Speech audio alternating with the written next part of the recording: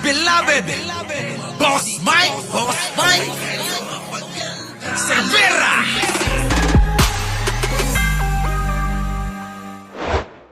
Pa rin ang usapin sa pag-aresto. Yan mga kababayan, usaping Kitty tayo. Meron akong dugtong dito, matutuwa kayo. Hindi ko alam kung ako nalulungkot eh. Oo. Baka kayo matuwa, pero ako nalulungkot eh. Habang mainit pa rin ang usapin sa pag-aresto kay dating Pangulo Rodrigo Duterte, na damay naman sa kontrobersiya ang anak nitong si Veronica o Nako. Kitty Duterte sa mga litrato at bidyong nagpapakitang hay na hay umano siya. Grabe, hay na hay! Adik pa yan? Tapos sasabihin nyo, galit kayo sa adik, mga walang ngiya. Ganyan kayo, di ba katanga? O kita nyo, si Kitty daw, adik daw. Tapos sasabihin nyo, galit kayo sa adik. O di ba nga, magalit kayo sa kanya? Siyempre, hindi kayo magagalit. Di ba? Hindi magagalit. O, magagalit ba yung mga DDS? Hindi. Bakit boss, hindi magagalit? Akala ko ba galit sila sa adik? Eh, siyempre, mga mangmang yan. Mga tanga yan eh. Paano magagalit kay Kitty? Di ba? Oh, tuloy. Balita ko maabante mula kay Kim Mangunay. Ayan na. Sa gitna ng kontrobersiya sa war on drugs na ipinatupad ng administrasyon ni dating Pangulong Rodrigo Duterte, pinag-uusapan ngayon ang anak nito na si Veronica o Kitty Duterte. Ilang post kasi sa social media ang lumutang kung saan hay o nakagamit di umano ang anak ng dating Pangulo. Kita nyo mga kababayan? Tignan nyo naman ang itsura niyan. Di ba? Oh, ngayon, di ba, ang pinagtitignan ninyo mga kababayan eh, yung itsura ni Pangulong Bongbong Marcos na gwapong-gwapo. Tignan nyo mata neto. Hindi ko naman sinasabing duling yan. Oo. Kay Sara galing yon.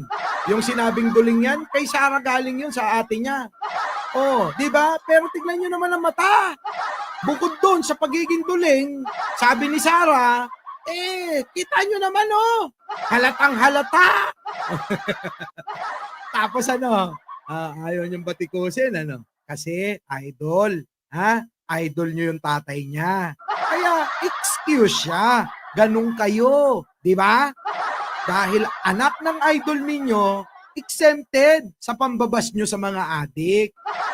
Di ba? Kasi sabi ko nga sa inyo, kung gusto nyo na mamatay ang mga adik, kung gusto nyo pagpapatayin parusahan ng kamatayan, payag ako dyan. Pero, kailangan nating galawin ang konstitusyon para magkaroon ng batas, ng konkretong batas para sa gusto natin na mamatay ang mga yan. Kaso mga kababayan, eto na, lumabas ng katotohanan.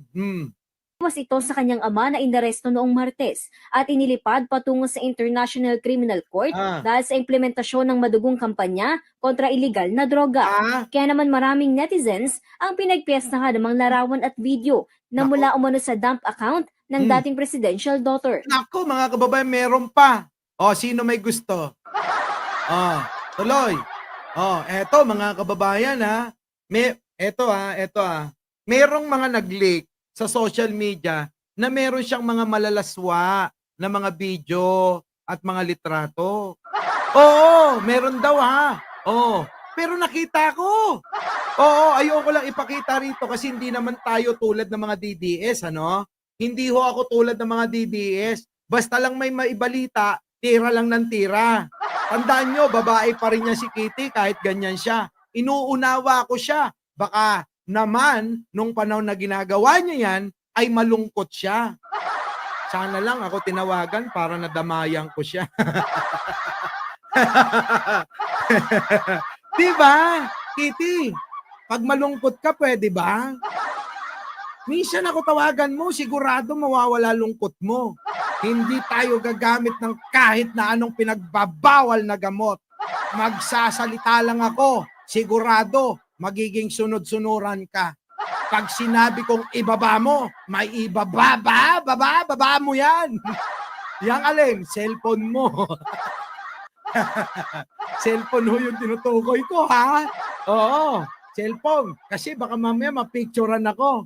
Makasama ako sa mga nagba-viral ngayon na retrato. Ayoko naman ng ganun. Baka mamaya bumaba ang kredibilidad ko. Kikwentuhan ko lang ho yan. Papangaralan at sasabihin ko, may ama na laging, may ama na laging gumagabay sa atin. Hindi tulad ng tatay mo. Oo, yung tatay mo hindi ka ginabayan kaya ka nagkaganyan. Pero ako, ituturo ko sa iyo ang tama at ipapakilala ko sa iyo si bro. Ganon tayo. Kaya nga nung nakilala ko si Jan Angeles, malungkot yun. Nung sinama ko sa simbahan, bigla na lang nagyaya yun. Nagyaya nang umuwi. Oh. Eto na. Nawawala na tayo sa ating topic. Oh, sige, tuloy. Wala pa namang payag ngayon si Veronica o kahit sino sa mga Duterte kaugnay sa binabato sa kanyang aligasyon. Paano naman mga kababayan kasi? Meron talagang Oo. Hindi ko kinaya yung mga litrato. Hindi ko kinaya. Kasi talagang medyo, ako personal nalaswaan ako. Pero wag na nating ipakita bilang respeto. Oo. Basta ako, naaawa ako kay Kitty rito. Kasi nadadamay siya sa katarantaduhan ng tatay niya at ng pamilya niya. Hindi naman dapat. Dapat kasi ini-enjoy niya lang yan. Ako, okay lang yan. Bakit? Marami namang mga kabataan na talagang pinagdadaanan yan. Kung magagamit siya, okay yan. Gumamit ka, subukan mo, okay yan. Malungkot ka, makipag-anuhan ka sa iba, okay lang. Diba mga kababayan? Pero tandaan nyo, dapat alam natin ang limitasyon.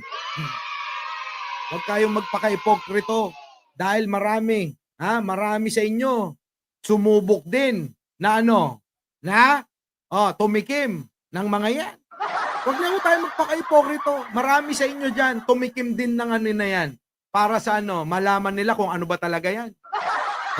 Tapos sabihin nyo yung mga DDS. Baka yung mga DDS na yan pa yung mga talamak eh. Yan pa yung mga talamak na adik talaga eh. Di ba? Pero sa tanang buhay ko, mga kababayan, never kong sinubukan. Ewan ko ba, bakit hindi ako nadala? Sa totoo lang. Joke yun! Di ba? Ang haba na ng oras natin, mga kababayan. Baka pwede, tigil ko na to. Ang daming topic na to. Eto na.